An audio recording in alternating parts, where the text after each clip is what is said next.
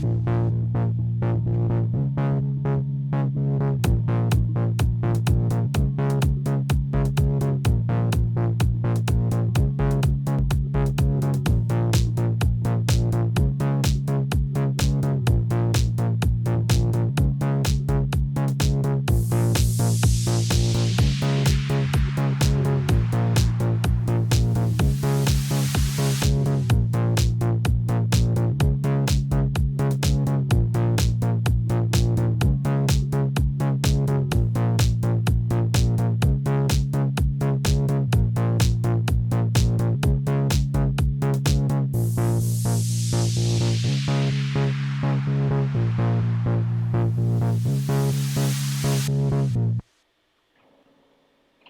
everybody, my name is Luis Zuniga. Welcome to Cali Music Spotlight, brought to you by LZ Entertainment. I wanna thank everybody for tuning in. The last two episodes we had Levi Dozier. We also had Justin Amen and the Hybrids. So I want to thank everybody for watching that show. Today we have a special invited artist and guest. I got my homeboy Bones. What's up, Bones?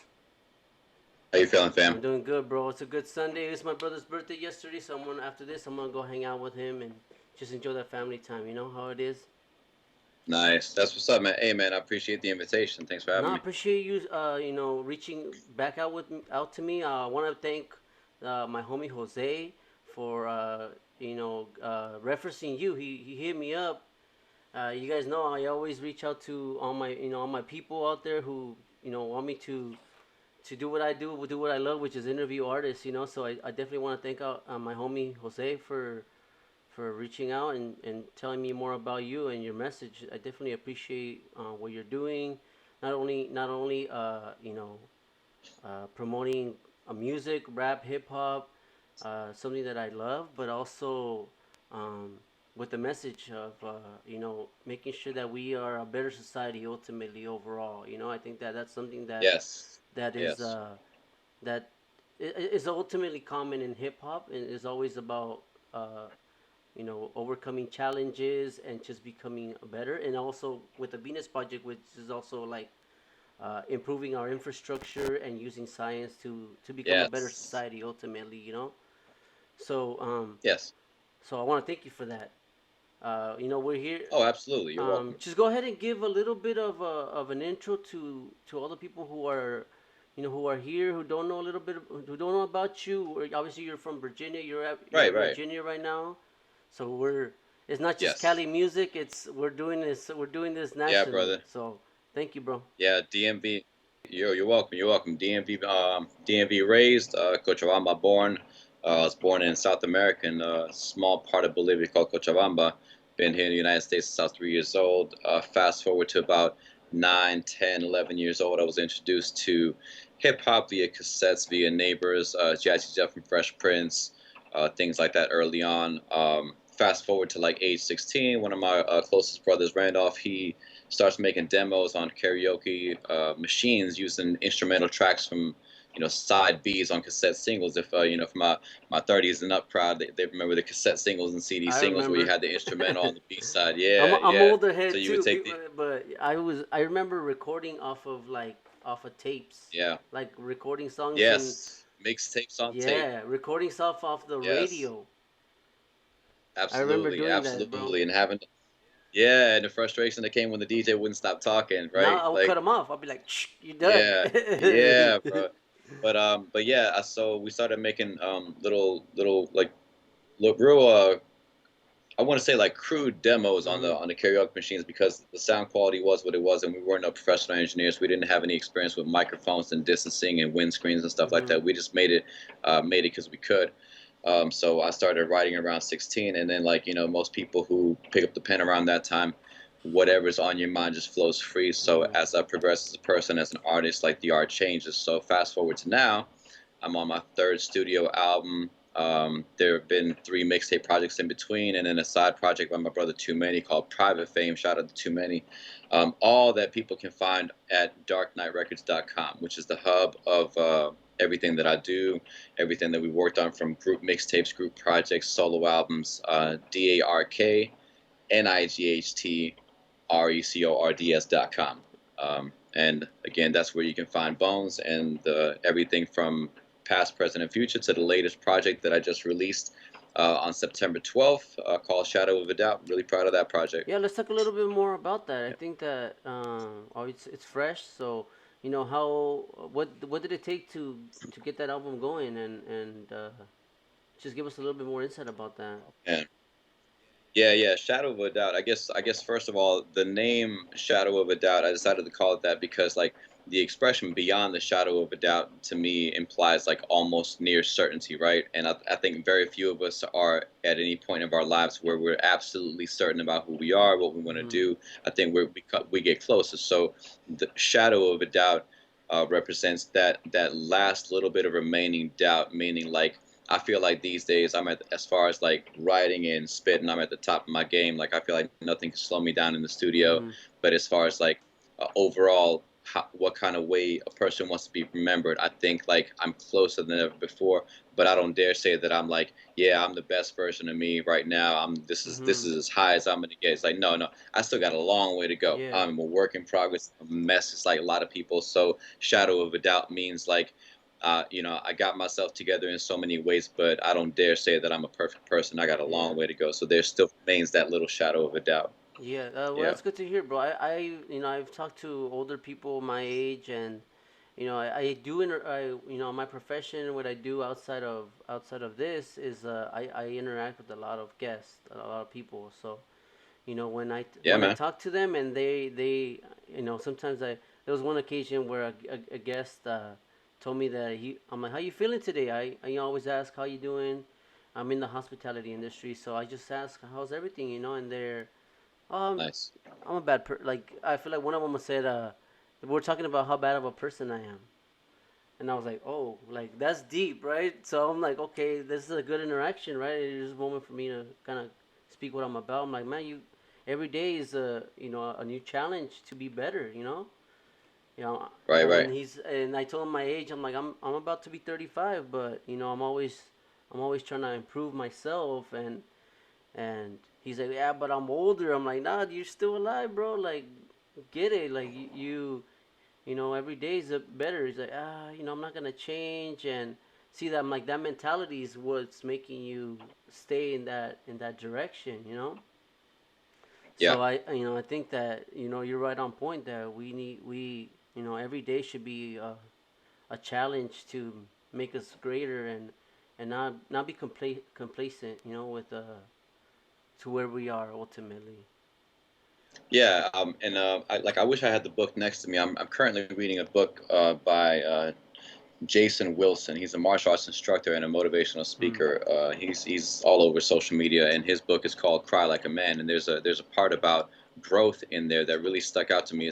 It metaphors like the bending of metal. In other words, when we put on a new suit, when we develop a new habit, it's not as simple as slipping on a t-shirt. It's like bending metal and conforming something that doesn't want to bend your way and willing it your way. In other Hmm. words, making a habit like something more than just like, oh, I worked out this weekend. No, I've been working out for 30 days, 60 days, not like really taking hold of that new part of you, as uncomfortable as it might be. And that's what growth is. Growth is real uncomfortable because it reminds anyone, myself included, of all of the ways that we are not um, the person we want to be yet. Hmm. And it's a scary thing to look at because it reminds us we got a long way to go. So growth is something that, is understandably avoided because it makes us feel small. But like I said, like putting together the album was something that was a big task. Like Hmm. it wasn't even supposed to come together. It was supposed to come together like an EP, like a few songs here and Yeah. there. I hadn't released anything in a while. But then coronavirus happened, the shutdown happened, and I found myself, you know, at home a lot more, and with the help of and support of my wife, and a lot of good people in my family, I got together on digging through the archives and putting together what still is potentially something I could work on, and had a really good arsenal of beats, courtesy of a few friends of mine, and some things that I had left over from the last album that didn't come to floration, Hmm. and put together the album. It was work. It takes sacrifice. It takes loss of sleep. It takes rewriting. Seeing like, Hmm. no, that's a terrible line. That's garbage. Like you got to put out these parts. It's just like, no, that's not good enough. Hmm. And growth happens when you know keep coming back. You don't just give up on an idea, on a, I guess how they say, give up on a dream. But Yeah.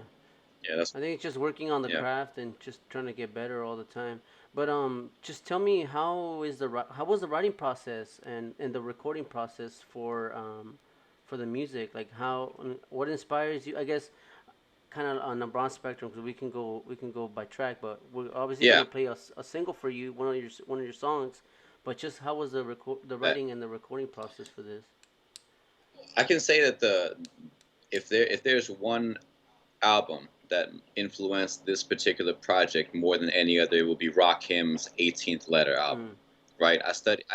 Every time I'm recording a project, whether it's a mixtape or an album, I remember the albums that released around that time or that I'm listening to and influenced me around that time. And there are albums that I'm listening to. I'm like, I want to go for a song with a mood like that, or I want it to hit like this. Mhm. You know, you dig through the archives, and I think listening to Rakim's 18th Letter really took me back to number one basics. It took me back to the 90s core, just flow. Just don't be afraid to switch up the flow. Like let the beat talk to you, and just don't even think about don't overthink what you want to write.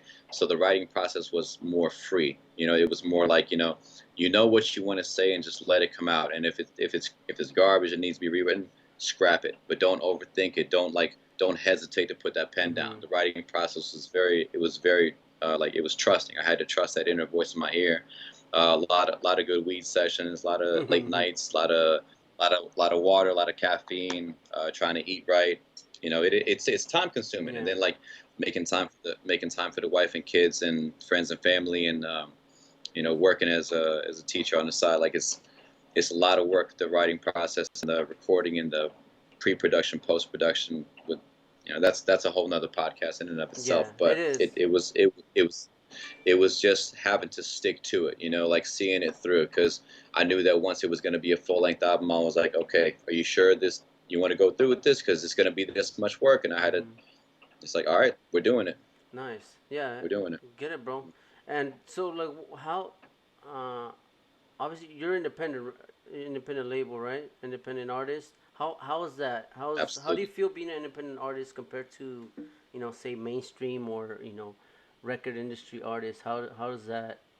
How's that experience? Oh wow, it's a blessing and a curse. It's a blessing in that I have no boss. No one can Mhm. discharge me or tell me what I can and can't write about. No one can tell me what I can and can't record about. What my videos need to look like. What the beat needs to go like. No one can tell me what to do as far as the studio work.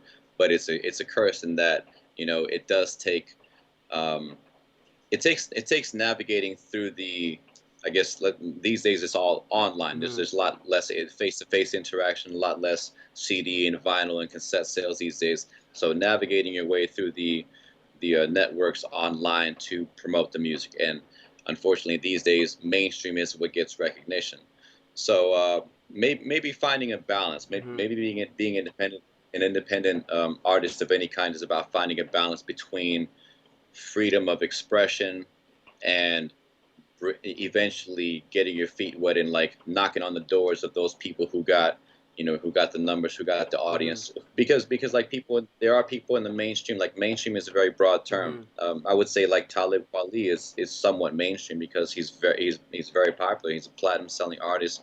He's toured internationally, but he's Talib Kweli. And so I have a lot of respect for artists like Talib Kweli, who is not mainstream, but he has access. He has a mainstream platform.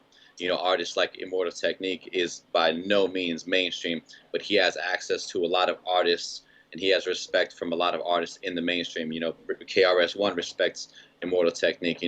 Public Enemy and like Mhm. and like all the Vinny Paz, they respect Immortal Technique, and he's not mainstream, but they have a mainstream audience. They can poke holes in the music business, and that's what I love about it. It's somewhere in between.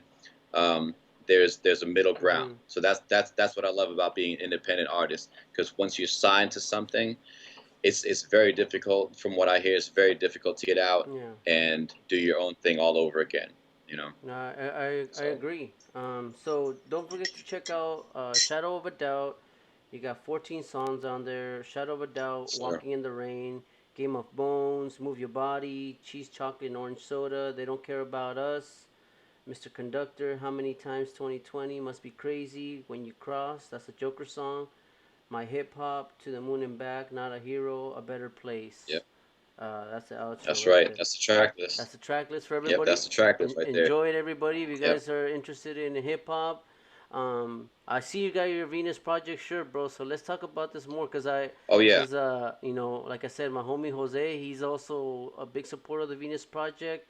I don't know if he got me into the Venus Project, but intermixed with all of our friends, we kind of, we were raised in punk rock, hip hop, rock, so we were Yeah. very active in just going against the grain, I guess, in some words you It's might say. counterculture. Yeah. Yeah, so it's we were very open about especially in the 2000s, the Patriot Act, the war in Iraq, September Yes. Yes. 11th, definitely woke us up And as the birth of the iPhones and yes. iPads and social media, the beginnings of Yeah, that. it Yep. kind of it got all of us in the neighborhood open to different discussions and different ideas. Oh So yeah. we kind of all morphed into that, and us still being friends, we got to learn more about different things, different tactics, and different forms of improving our. And he learned about the Venus Yeah, Project somehow along the somehow line. along the way Yeah. we found it, and we're still all of us kind of That's the information age. that's the we kind of always been talking about it and kind of trying to work together ultimately because uh, there's nothing like planning and acting, especially when you're trying to improve your community and society as a whole. Right. So just tell me how you Right. got into the Venus Project and yeah, go ahead. Oh yeah, the short of it is a buddy of mine, Mustafa. He was very active online many years ago, and he came across the Zeitgeist movies, Mm. right? And passed those along to my brother, and my brother ends up passing those along to me. And in the Zeitgeist second movie, they introduced Jacques Fresco and the Venus Project, and from there it was just like, okay, this is where the information is. And at that point, it was like I was more or less. Running out of things to talk about and wasn't really motivated in the studio. I was just like, I did albums about rapping, I rapped songs about rapping, and it's like it's not much else going for it. And come to find out, there's so much more to how we see the world and Mm-hmm. people around us. And like learning about the Venus Project through those documentaries gave me a lot more to think about it. And those little bits of study and listening to Jacques and listening to Roxanne and how they not just look at cities and how they look at resource management, but how they look at the social aspect of our Mm-hmm. our societies, because that's really at the root of the behaviors that we see. Mm-hmm. Criminality, the root of starvation. It's in the social structure. So when I learned more about Jacques and Roxanne, I immediately started rethinking how I write, and the Venus Project and their work influenced the hell out of my work Yeah. in that I wanted to be about more than what I had been about on my previous work. And that was a challenge because again, like anytime you're faced with growth, you're staring at something that's 10 times your size and you're like, wow, I'm a mouse compared to this thing that I want to be. Like, are you sure you want to go through with this? Like, all right, we're going to go through with this. That means it means a lot of study, a lot of being wrong, a lot of checking your ego, a lot of rewriting and rethinking how you look at everything. So yeah, the Venus Project has been like a big part of Mm-hmm. who I am as an artist, as a person, in that they address the entire system. Yeah. And they're not completely against. People think they're all about the science and the buildings, that they're against art and entertainment. It's like, no. Jacques talked about using cartoons to send messages to kids and using art to get ideas out there. So like in a small bit, Mm-hmm. that's what I've done. I've done two singles for them. The first Yes. single was called A Better Place. The second one called The Choice is Ours, based on the documentary. And I mentioned their work throughout the song. Yeah. So yeah, the influence is there. Shout out to Jacques, shout out to Roxanne, and shout out to the Venus Yeah, rest Project. in peace, Jacques Fresco, for sure. He was definitely a pioneer, uh, Yeah, in his professional work. He obviously he wasn't just a person that was talking about nonsense. He was a engineer. So it Yeah, wasn't. he knew what he Yeah. was talking about. He worked at everything he talked about. So he didn't speak on things that he couldn't, back up. And that's what his Yeah. book is. The Best That Money Can't Buy. They released a new book called like I believe it's called something like Jacques Fresco Quotes. That's a new book by Mhm. the Venus Project. That's out now, and yeah, he really backed up everything that he said with book titles and Mhm. authors. He would tell you where you can go research it, and yeah, he was ahead of his time. I was very grateful to spend time with him and learn from him, and yeah, Yeah. You great you experience. also even did a music video about one of the singles that you mentioned, right? Yeah. Yes, yes, I did two music videos using clips from their documentary, but then I did one video from the research center Yes. itself. Like I visited Jacques and Roxanne, and they let me film and ask questions. And one thing I did is I did a music video tour. Right, they do tours. They were doing Mhm. tours every Saturday at the research center, but since Corona, everything shut down. So this music video called "The Choices Are Ours" music video tour serves as an introduction to not just some of the concepts that they talk about, but also the research center itself. You get to see like their ideas are backed up by this, 21 acre, 12 building facility that teases at some of the projects that are possible in the Mhm. future if we use science and technology for the betterment of people rather than for profit and growth, Mhm. things like that. Yeah, definitely. That's some powerful. Capital growth. It's a, yeah, Capital capital growth. Yeah. growth and exploitation as well. Yeah. Yeah. Exactly. Exactly. Um, So they were against that.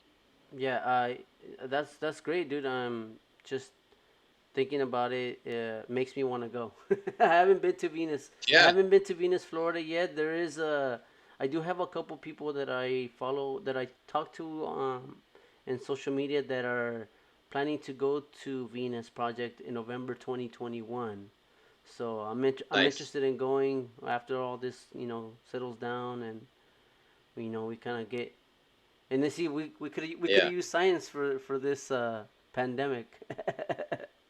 Yeah, and people talk about the things that Jacques talks Yeah. about that he's been talking about for years. They talk about it these days, and there are a lot of great minds that are working on environmental restoration. But the thing about that separates Jacques Fresco from all of them is that he was doing it long before it was Mhm. popular. He had that famous 1974 interview with Yeah, Larry Larry King. Larry Mhm. King, and he was talking about ideas back then that people are only talking about now, like the Tesla cars. People think of self-driving cars as a new concept, and he was talking about it back in 1974.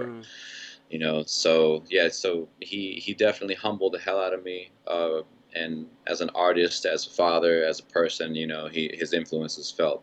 Gotcha. Good dude.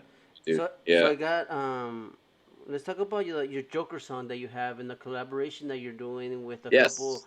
of uh of with the group. You want to go ahead and talk about that a little bit? Yeah. The number 10 on the album is, I believe it's number 10. It's called "When You Cross." It's Mhm. the Joker song, and what I did is I did a hip hop interpretation of Todd Phillips's Arthur Fleck story, the Joker movie that was released actually a year from today. Today's October 4th, so 1 year ago today was released in the theaters, Mhm. and shit, that movie, like, we could do another podcast about that, the how that movie was, great, and not just in the way it talked about mental health, Mhm. but how it was grounded in reality. So I decided to do my spin on it and write out the story to a track that I did that I thought felt like most like Arthur Fleck's story, that I could put out at the time, and I ended up doing a three-verse song that tells the story from beginning to end. Obviously there's no way to have no spoilers in the song, so there are some spoilers, but at the same time, the song and the music video leaves out enough for people who haven't seen the movie yet, that if they hear the song, they've watched the music video, that there's still a lot they can get from the movie if they haven't seen it yet. So yeah, that's the song is called "When You Cross."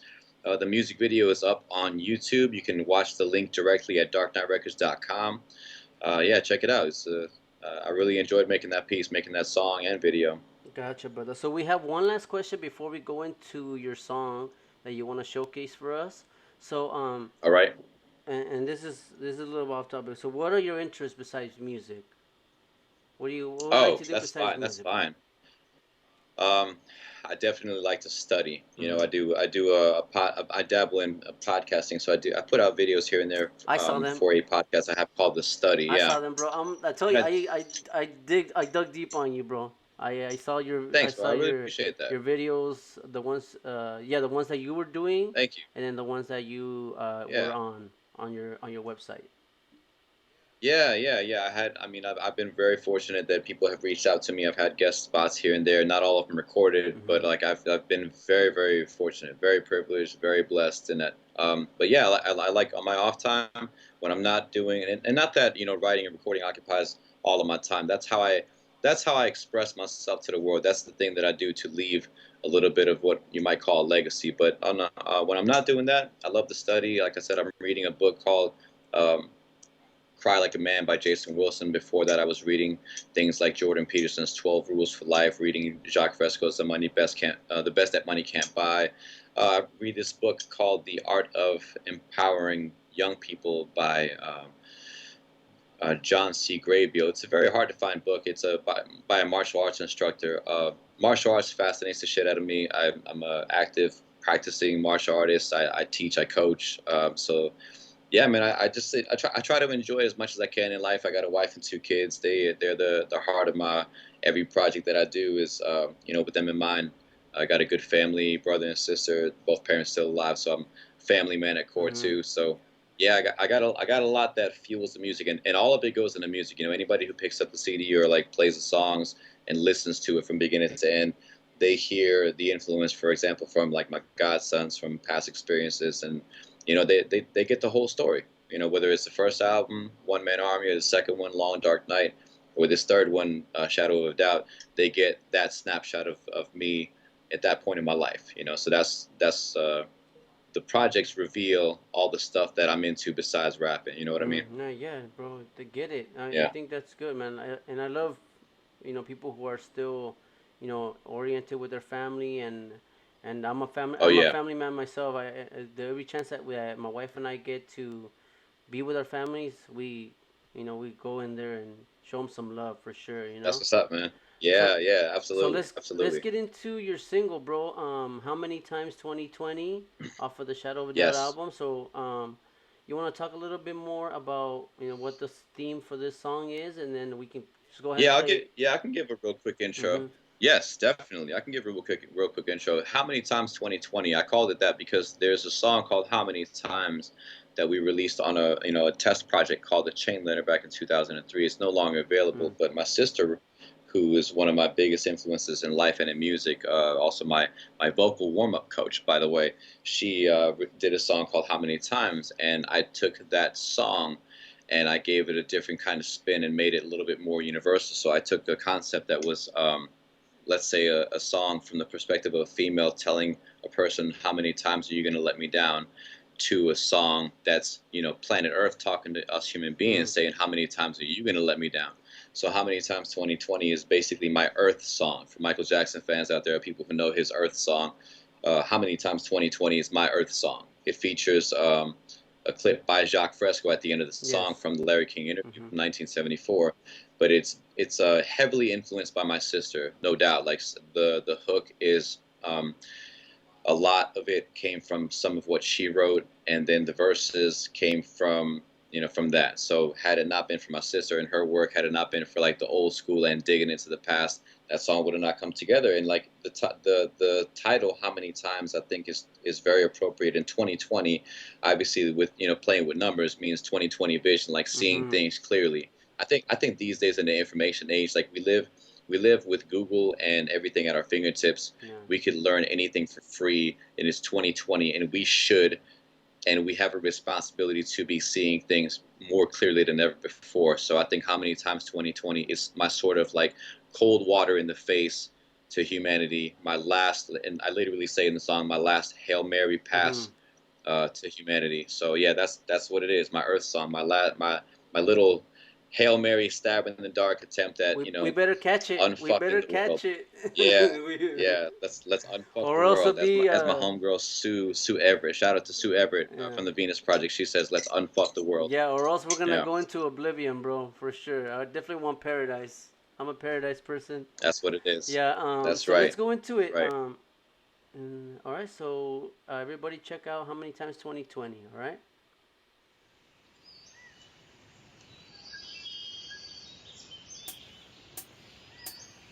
What the health are we doing to our beautiful home? Man, I'ma need participation, I can't do it alone. If we could just get the message that what we doing is wrong. But it's so hard cause every 2 minutes you on your phone. And I know you mean well, but we need more than good intent. We're trying to undo lifetimes of horrible neglect. We made killing apparatuses like war and cigarettes. And we tried to ask nicely, now we're forced to interject. So dear Mr. President, you don't listen anyway. Think you got words, orange, you ain't Ernest Hemingway. But think whatever makes you feel right in fantasy land. You know that world where no one notices how badly you tan. I'm going straight to the people and together we can become the antidote the world needs. Medicine man or woman, doesn't matter anyways. We're in this together, we can't set it ablaze and expect to live to regret it. That's a nah, son. Tell me, how many times have we ignored this earth crying, I love you and I'll miss you, but I don't need you in my life. Nope, I believe you. And when we say forgive me, maybe this time will change. But hey, I'm sorry, she's just heard that one too many times. And if this virus isn't proof enough we've gone too far, man, I don't know what it'll take, so here's a song for y'all. A fourth quarter Hail Mary pass from me to you. If you're not busy with your phone hunting Pikachu, when we finally accept what consuming meat can do. And no one, including me, is guilt-free, it's true. You're all my brothers and sisters, we got the deepest roots. And no force is gonna stop us once the people move. Vamos, mi gente, let's go. Tell me, how many times have we ignored this earth crying out, I love you and I'll miss you, but I don't need you in my life. Nope, I believe you. And when we say forgive me, maybe this time will change. But hey, moving on, I'm sorry, she's just heard that one too many times. Una vez más, mi gente, todos juntos, nuestro único hogar. No hay otros mundos y sufrimos sin aire limpio, sí o no. ¿Usted qué cree que va a hacer sin oxígeno? Una vez más, mi gente, todos juntos, nuestro único hogar. No hay otros mundos y sufrimos sin agua limpio, sí o no. ¿Usted qué cree que va a hacer sin oxígeno? Tell me, how many times have we ignored this earth crying out, I love you and I'll miss you, but I don't need you in my life. Nope, I believe you. And when we say forgive me, maybe this time will change. But hey, moving on, I'm sorry, she's just heard that one too many times.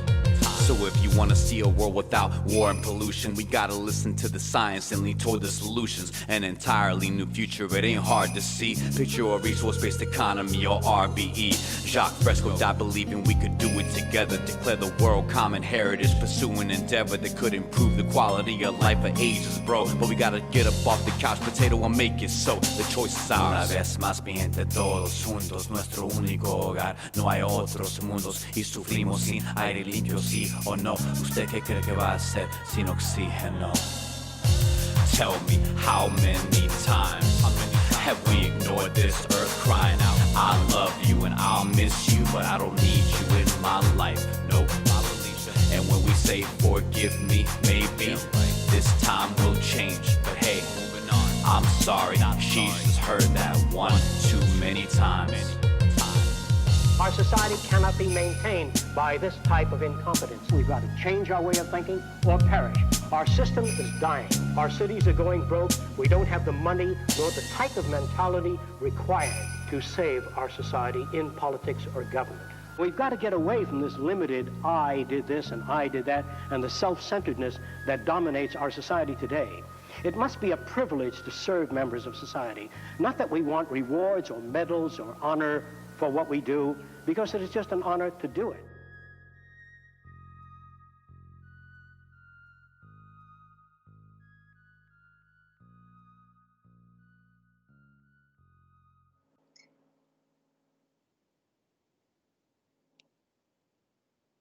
Yes, sir.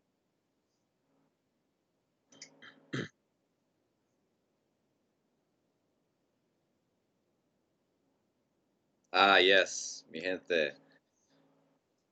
My Spanish is not so good looking. Yeah. Yeah, brother, I had to take a shot at it.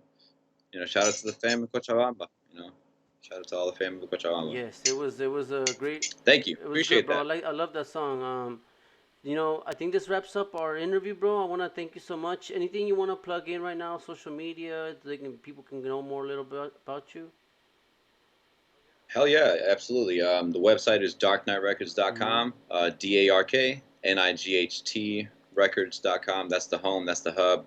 Every link to all the social media, whether it's your Twitter, your Instagram, your Facebook, SoundCloud, YouTube, all of it's there at the click of a button. So that's where you want to go to link to your preferred method of communication. People can email anytime, whether it's for questions about the album, for interviews, or for just just send a shout out, to send a send a little love, be like hey, I heard your song, move me in this way. I really appreciate that, and yeah, check out Shadow of a Doubt. It's the latest project, 14 tracks. It's just designed to get you going, get you moving forward, and trying to be a little bit closer to the person you want to be. All right, thank you, bro. Now it's my turn. Now it's my turn to do the plugs. So Yes, sir. this wraps up another episode of Cali Music Spotlight. I want to thank Bones once again for joining me in this little conversation that we Man, had. Thank you to all the salute. people watching out there. Thank you for supporting, like and subscribe on our YouTube channel. We're also going to be on Instagram as well, on my personal page, Louis Lowrider. And that's it. Y'all, thank you so much. Enjoy your Sunday. Peace, and I love you. Music is love, y'all. Thank you. Peace, fam.